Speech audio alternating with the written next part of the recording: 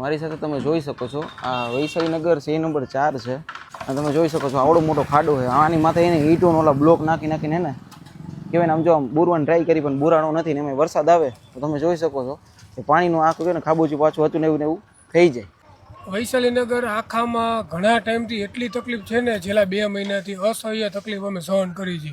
એમાં અમારા વૈશાલીનગર 5 નંબરમાં તો અમારાથી હલાતું જ નથી। હમણાં 2 છોકરા પડ્યા, રોજ અમારું બાઇક લઈને જવું હોય ને માંડ અમે ઘરે પહોંચે છે, એવી દયનીય હાલત છે। તમે વૈશાલીનગર 5 નંબરમાં જુઓ, આ બધી જગ્યાએ ખાડા ખોદીને વયા જ જાય છે, પછી પાછું વળીને કોઈ જોતા જ નથી, આવતા જ નથી જોવા શું છે, શું માણસો શું તકલીફ ભોગવે છે।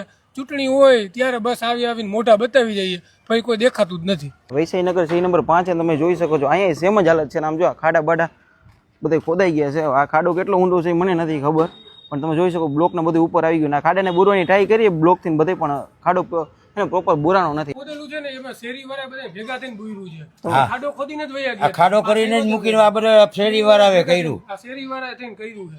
આ તો કોઈ આવતા જ નથી, ખાડો ખોદીને વયા જાય પછી પૂરું, પાછું વળીને કોઈ જોતા જ નથી। તમને લોકોને કેવી હેરાનગતિ થાય યાર? હેરાનગતિ હાલવા ચાલવામાં, ગાડીઓ કાઢવામાં, રિક્ષાઓ કાઢવામાં બધી વાતે નુકસાન છે અમારે આમાં।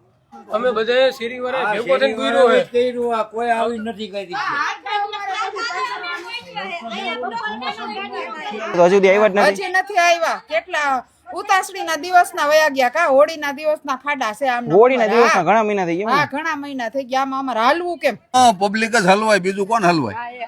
એક બાજુ કચરો છે, એક બાજુ તમારા પાઇપ એક બાજુ ખાડા છે, આવું તો જોઈએ ને ટાઈમ સર।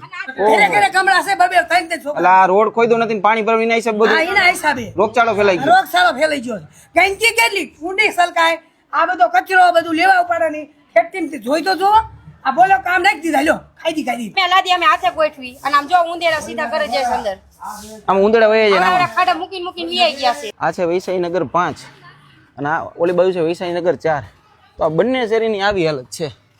હવે સરકાર આ વિડીયો જોવે અને ભાઈ સરકાર સુધી આ વિડીયો પહોંચે, મારું એટલું જ કહેવું છે કે આ લોકોની વ્યથા સાંભળો।